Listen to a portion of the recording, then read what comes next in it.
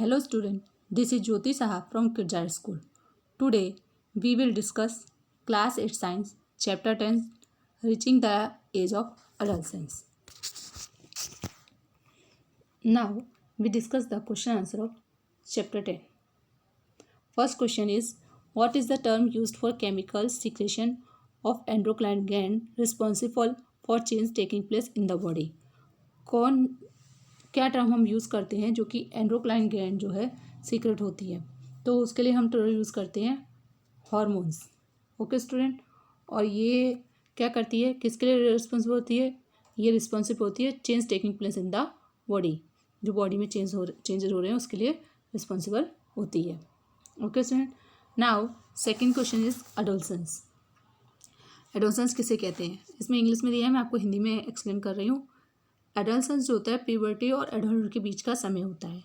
Body में बहुत सारे चेंजेस होते हैं और बॉडी जो होती है रिप्रोडक्टिवली मैच्योर हो जाती है और ये 11 से 18 या 19 साल तक का होता है. एडोलसेंस का जो समय होता है अलग अलग पर्सन में अलग अलग होता है. जैसे कि ये कुछ बच्चे जो होते हैं 12 से 13 वर्ष की उम्र में 14 वर्ष तक मैच्योर हो जाते हैं, कुछ में ये 13-14 से चालू होता है. तो ये पीरियड ऑफ टाइम जो होता है एडोलसेंस का अलग अलग बच्चों में थोड़ा अलग अलग होता है, लेकिन जो टोटल पीरियड जो होता है वो 11 से 18 या 19 ईयर तक का होता है. इसे हम टीनेजर भी कहते हैं.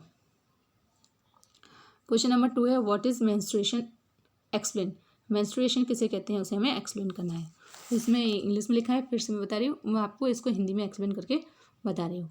यूट्रस को जब फर्टिलाइज एग नहीं मिलता है तो वुमेन में ब्लीडिंग स्टार्ट हो जाती है. Okay student. इसी ब्लीडिंग को हम क्या कहते हैं? मेंस्ट्रुएशन कहते हैं. ये मेंस्ट्रुएशन मंथ में एक बार होता है और 28 से 30 डेज़ के बाद होता है.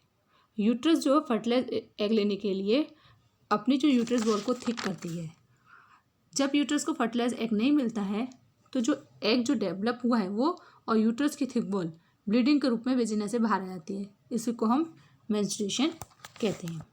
नेक्स्ट क्वेश्चन है student, list changes the body that take place at puberty. कौन कौन से चेंजेस जो हैं हमारी बॉडी में होते हैं जब हम प्यूबर्टी की स्टेज में होते हैं? तो देखो, फर्स्ट है changes sudden increase in height. Height और वेट में चेंज हो जाता है. जो शोल्डर्स हैं वो कैसे होते हैं? वाइड हो जाते हैं बॉयज़ में.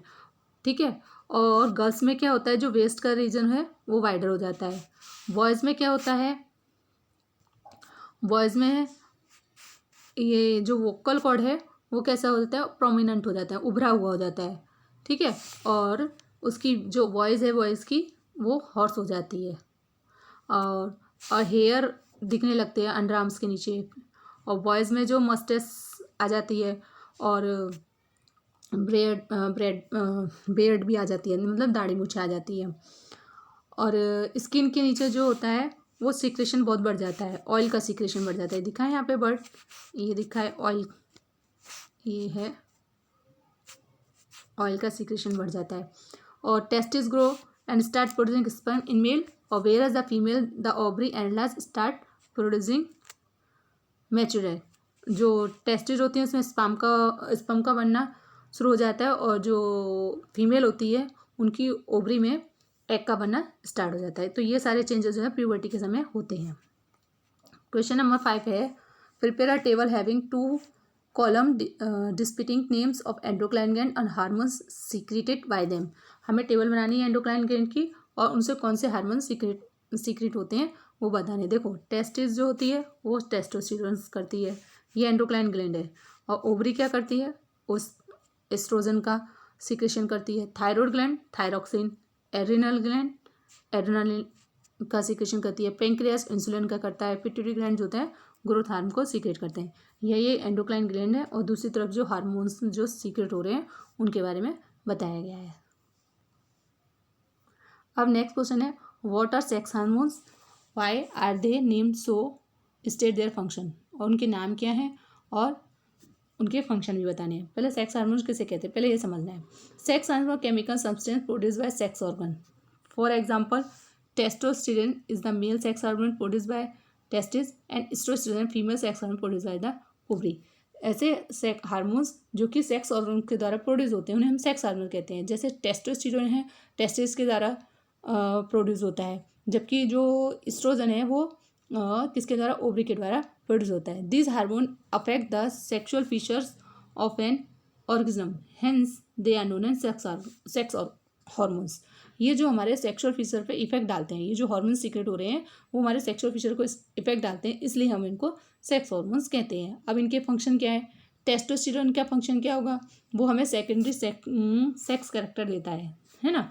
और जैसे कि हमारी बेयर्ड की ग्रो होने लगती है, वॉइस हमारी रफ हो जाती है बॉयज़ में, और रिप्रोडक्टिव ऑर्गन में को डेवलप करने में मदद करता है। जो एस्ट्रोजन होता है वो फीमेल में क्या करता है, उसमें भी सेकेंडरी सेक्सुअल कैरेक्टर्स में को डेवलप करने में मदद करता है, जैसे कि ब्रेस्ट जो है वो डेवलपमेंट हो जाता है और फीमेल रिप्रोडक्टिव ऑर्गन के डेवलपमेंट में मदद करता है। ओके स्टूडेंट, नेक्स्ट क्वेश्चन है, choose the correct option. Adolescents should be careful about what they eat because proper diet develops their brain. हाँ, क्यों उनको प्रॉपर डाइट लेनी चाहिए, क्यों लेनी चाहिए? Proper diet is needed for the rapid growth taking place in their body. अगर क्योंकि उनकी बॉडी जो है ग्रो कर रही है, इसलिए उनको जो है प्रॉपर डाइट लेनी चाहिए। दूसरा क्वेश्चन पूछा है, reproductive age and women start when their. कब रिप्रोडक्टिव स्टार्ट होती है, जब जो है reproductive age is women start when their menstruation start. जब उसमें मेंस्ट्रुएशन स्टार्ट हो जाता है तो रिप्रोडक्टिव एज जो है स्टार्ट हो जाती है। थर्ड क्वेश्चन है आपका, the right meal of adolescence consist of. जो राइट मील जो है वो क्या है, चपाती, दाल और वेजिटेबल है। इसमें जो ऑप्शन दिए उसमें से जो करेक्ट ऑप्शन है उसे चूज करना था। अब नेक्स्ट क्वेश्चन है शॉर्ट नोट्स, हमको शॉर्ट नोट्स लिखने हैं। पहला पूछा है एडम्स एप्पल क्या है। देखो इसमें दिया है वो मैं आपको एक्सप्लेन कर रही हूँ। बॉयज़ में क्या होता है, वॉइस बॉक्स बड़ा हो जाता है, ठीक है, जिससे वह थ्रोट में एक उभरा हुआ भाग दिखाई देता है, और यही उभरा हुआ भाग जो होता है एडम्स एप्पल कहलाता है, जिसके कारण जो बॉयज़ की जो वॉइस होती है वो हॉर्स हो जाती है, रफ हो जाती है।